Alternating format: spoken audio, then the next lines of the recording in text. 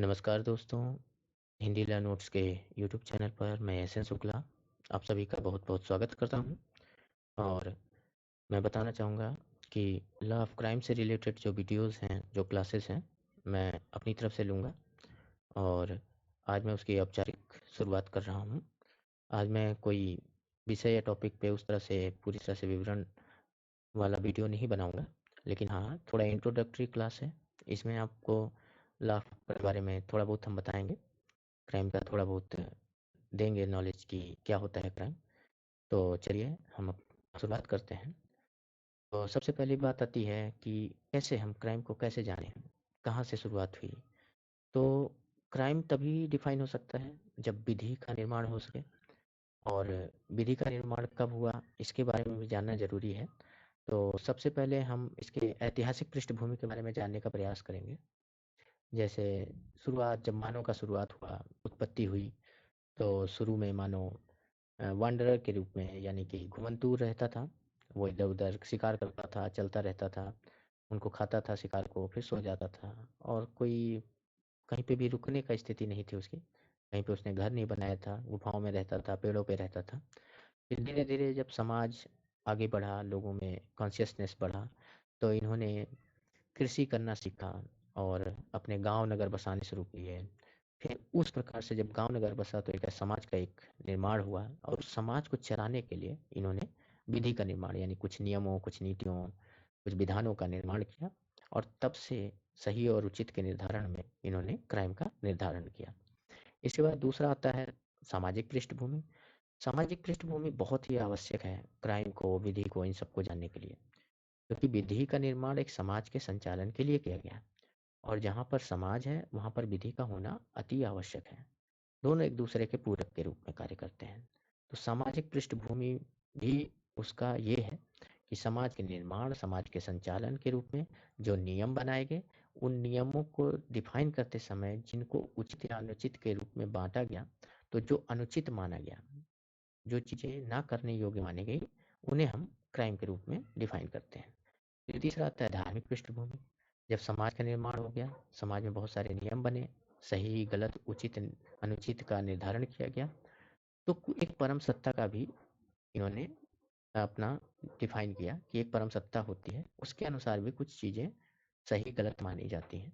और उस परम सत्ता के द्वारा दिए गए जो निर्देश हैं, वो धार्मिक पृष्ठभूमि के आधार पर आपको परिभाषित किया गया। फिर अगला चरण आता है कि क्योंकि हमारे सारे कृत्य को आप क्राइम में कैसे डिफाइन कर सकते हैं, तो कुछ हमारे जो कृत्य हैं, हमारे जो एक्ट हैं, या हमारा जो कार्य है, उसके कुछ कंडीशन होंगे जब उन्हें क्राइम के रूप में डिफाइन किया जा सकता है। तो ये तीन मूल कंडीशन हैं जिनके आधार पर हम बता सकते हैं कि उस कृत्य को या उस कार्य को क्राइम के रूप में या अपराध के रूप में देखा जा सकता है। सबसे पहला है, the act should be wrong by the society. यानी कि कोई भी कृत्य जो समाज के द्वारा निषेध किया गया हो या समाज के द्वारा गलत साबित किया गया हो। देखिए, यहाँ समाज बहुत जरूरी है। अब विधि के कोई भी नियम निर्धारण करने से पहले आपको समाज का होना बहुत आवश्यक है। तो जो भी कृत्य, जो भी कार्य समाज के द्वारा गलत साबित किए गए हैं या निषेधित किए गए हैं, वो सारे एक्ट क्राइम के अंतर्गत आने चाहिए। दूसरा, an act which harm to society. यानी कोई भी कृत्य, कोई भी कार्य जो हमारे समाज को हानि पहुंचाए, समाज को पीड़ा दे, समाज को विभाजित करे, वो सारे एक्ट क्राइम के अंतर्गत आते हैं। फिर तीसरा आता है, ये बहुत ज़रूरी है कि जहाँ पर विधि होगा वहाँ पर आपको जस्टिस या फिर लीगल रेमेडीज के बारे में ज़रूर बोला जाएगा, यानी कि वैधानिक उपचार या फिर वैधानिक सहायता के बारे में। तो तीसरा, किसी भी कृत्य के द्वारा जो हानि होती है उसके लिए जो वैधानिक उपचार प्रदान किए जाएं, वो भी एक कंडीशन होना अति आवश्यक है। अब आगे बढ़ते हैं। हमें जानना है कि क्राइम क्या होता है, व्हाट इज क्राइम, यानी अपराध क्या होता है। तो क्योंकि क्राइम हमेशा लॉ से जुड़ा हुआ है, अगर विधि का निर्धारण नहीं किया जाएगा तो हम उचित अनुचित नहीं बता पाएंगे। जब उचित अनुचित नहीं बता पाएंगे तो किसी कृत्य को अनुचित कह नहीं सकेंगे, तो फिर हम क्राइम का भी निर्धारण नहीं कर सकेंगे।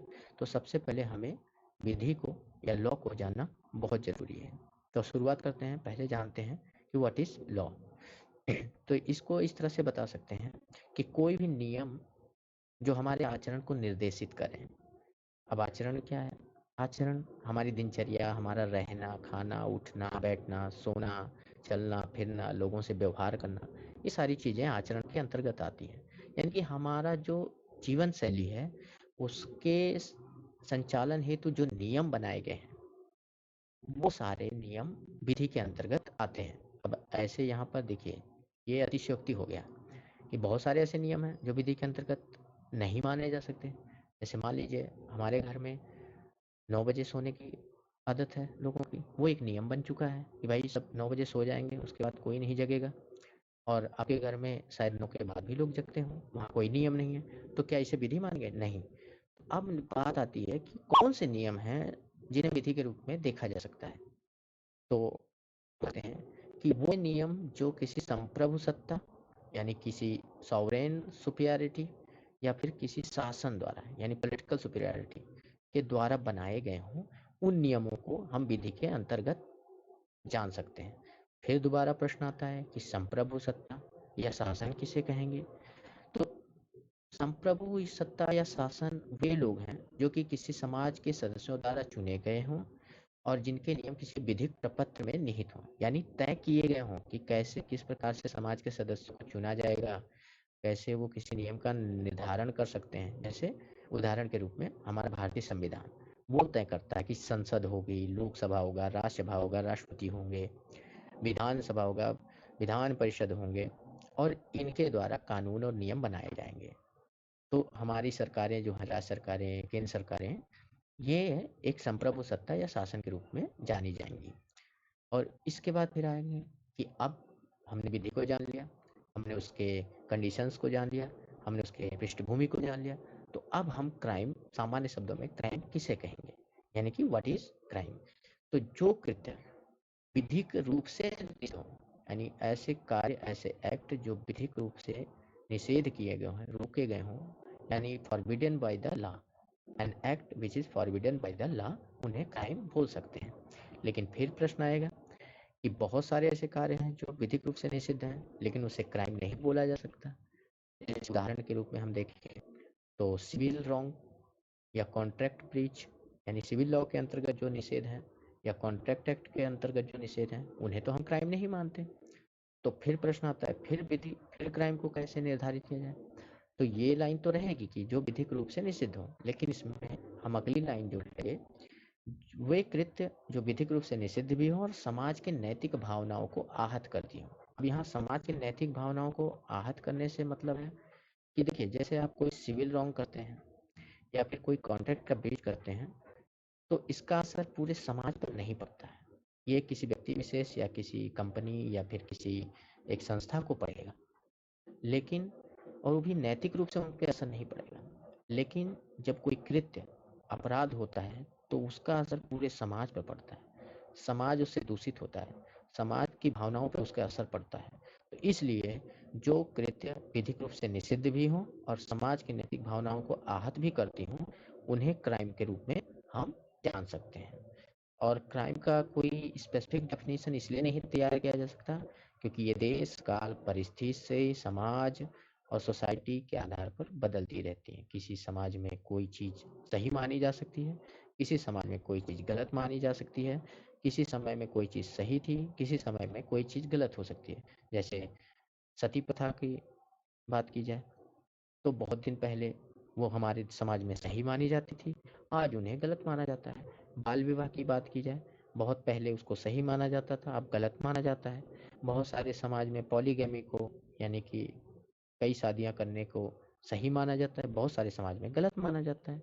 तो इसीलिए हम क्राइम को पूरी तरह से डिफाइन नहीं कर सकते। हाँ, इन जो हमने कंडीशंस बताए, पृष्ठभूमि बताए, इसके आधार पर इसको डिफाइन कर सकते हैं। तो दोस्तों, आज हमारा वीडियो आप लोगों को कैसा लगा कमेंट करके ज़रूर बताएं, और अगर कुछ कमियां हो वो भी बताएं।